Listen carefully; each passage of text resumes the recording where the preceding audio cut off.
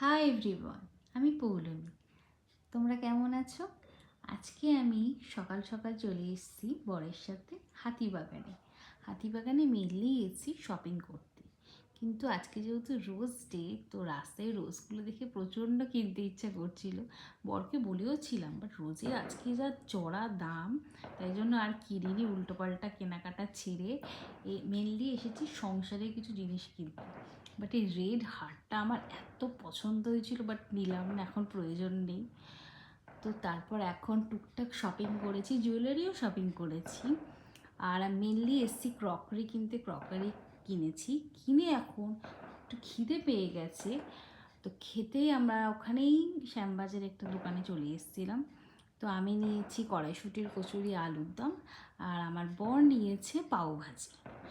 পাউভাজি মিললে আমি কোনোদিনও খাইনি, ফার্স্ট টাইম খেলাম, আর আমার ভালোই লাগলো মোটামুটি টেস্টটা। তোমরা কি পাউভাজি খেতে ভালোবাসো? অবশ্যই জানিও। বাট লাস্টে আমার ফেভারিট খাবার ফুচকা। ফুচকা না খেলে হয়? কলকাতার ফুচকার মধ্যে আলাদা ব্যাপার আছে। ফুচকা খেয়ে এখন বাড়ির পথে যাবো, টাটা।